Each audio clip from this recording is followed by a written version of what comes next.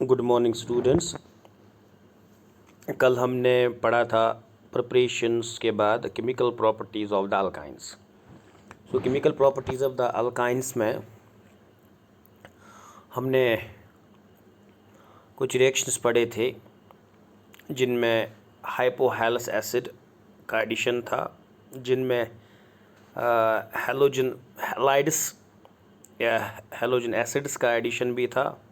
आज हम करने जा रहे हैं addition of water. So addition of water to alkynes is also known as hydration of alkynes. So hydration of alkynes means triple bond जो है उस पे ऐड करो वाटर तो डबल बॉन्ड में कन्वर्ट हो जाएगा और इनॉल टाइप्स बन जाएंगे enol, but enols can be converted into keto groups. Enol keto tautomerism exist हो जाएगा, इनॉल कीटो टॉटमेरिज्म। सो देख लेते हैं। So alkynes can not be hydrated easily as alkenes because of their lower reactivity towards electrophilic addition reactions. Further, dilute H2SO4 has no effect on carbon-carbon triple bond. However, in presence of HgSO4 as catalyst, HgSO4, that's mercuric sulfate, hydration occurs readily. Under these conditions, water adds to the triple bond to form an enol which readily tautomerizes to the corresponding carbonyl compound. So यहाँ पे टॉटमेरिज्म होना है, इनॉल keto टॉटमेरिज्म जिसको हम कहते हैं। सो H2SO4 जो है डाइल्यूट H2SO4 वो एडिशन रिएक्शन में जो ट्रिपल बॉन्ड का पाई बॉन्ड नहीं तोड़ पाता है, लेकिन अगर कैटलिस्ट यूज़ करें H2SO4 के साथ HgSO4 and 333 kelvin temperature employ करें तो हम ये रिएक्शन कर सकते हैं। So we have ethyne plus water in presence of H2SO4 HgSO4. It gives you vinyl alcohol which is unstable, which is enol, क्योंकि यह इन कार्बन पे डबल बॉन्ड है तो इन है, इसी कार्बन पे OH भी है तो ऑल है, इसीलिए इस कंपाउंड को एनॉल कहा जाता है। टॉटमराइज हो सकता है, यहाँ OH का बॉन्ड शिफ्ट होके वहाँ से आएगा तो ये इथेनॉल बन जाएगा which is also called acetaldehyde. So in case of unsymmetrical terminal alkynes, addition occurs in accordance with Markovnikov's rule. Markovnikov's rule के accordance, you know Markovnikov's rule is negative part of the addendum adds to that double bonded carbon which has lesser number of hydrogens. So if we have this as propine as the substrate as the alkyne plus water कर दीजिएगा तो यहाँ पे OH उस carbon पे फिर से चला जाएगा जिसपे पास कम हाइड्रोजन, तो कार्बन नंबर 2 के पास चला जाएगा OH, और फिर अगेन ये इनॉल बन गया, अनस्टेबल है तो ये टॉटमराइज होके प्रोपेनून यानी कि acetone which means ketone is formed by the addition of water. So addition of water जब अल्काइनस का होता है, फाइनल प्रोडक्ट्स और कार्बोनिल कंपाउंड्स, और कार्बोनिल कंपाउंड्स का मतलब होता है अल्डिहाइड्स एंड कीटोन्स यहाँ पे।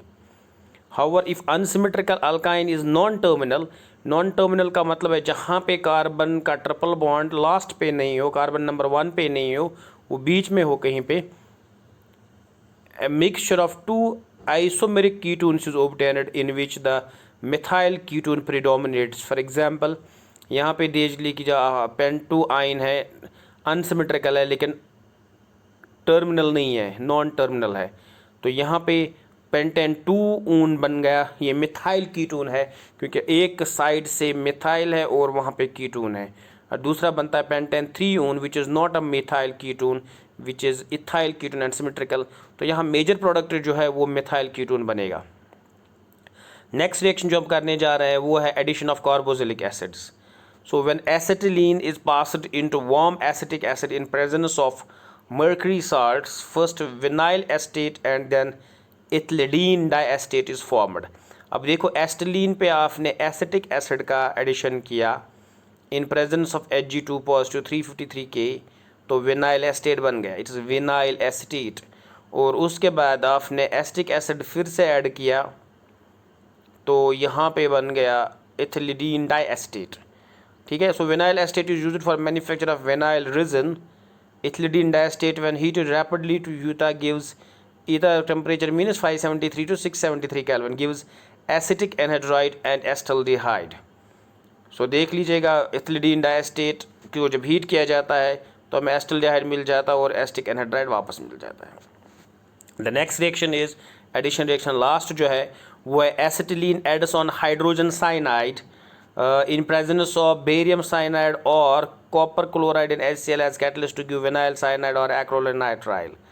सो आपने एस्टिलीन लिया हुआ HCl ऐड किया है तो विनाइल साइनाइड बन गया और इसको हम एक्राइलोनाइट्राइल भी कहते हैं।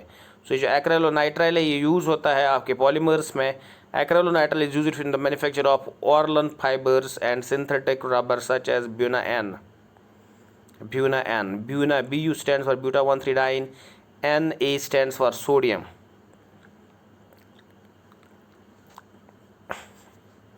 So now the third type of reaction जो हम करने जा रहे हैं वो न्यूक्लियोफिलिक एडिशन रिएक्शंस है।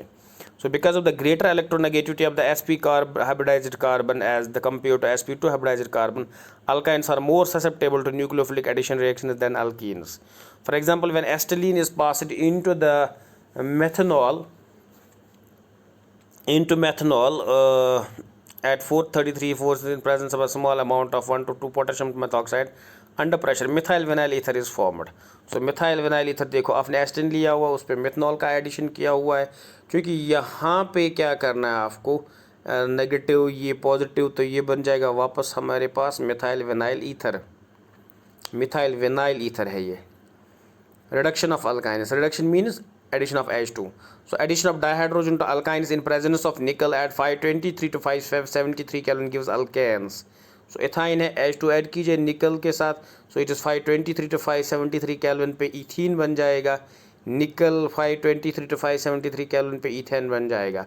So आप कंट्रोल्ड रिडक्शन भी कर सकते हो, लेकिन यहाँ पे आपने अल्काइन से ट्रिपल बॉन्ड से सिंगल बॉन्ड बनाया।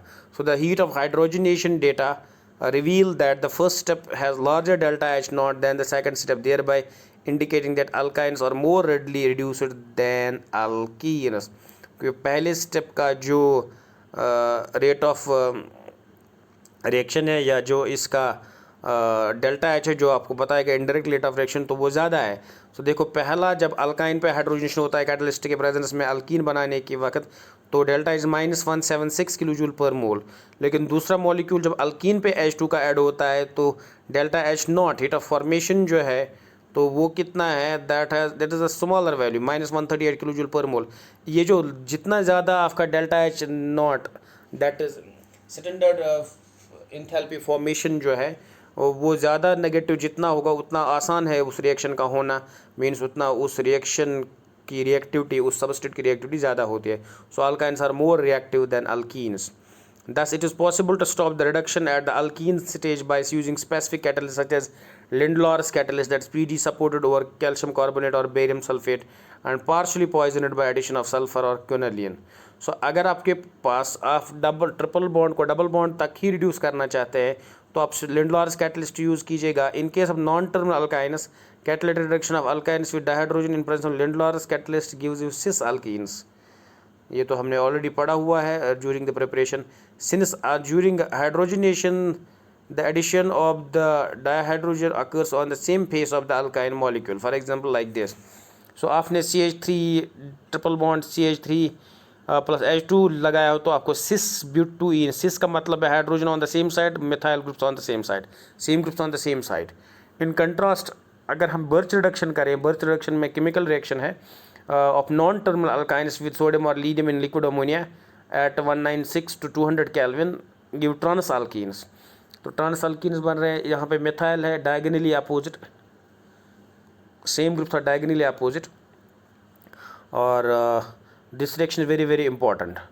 और मैकेनिज्म आपको मैं कभी डिटेल में इसका बताऊंगा कैसे होता है। Till then take care.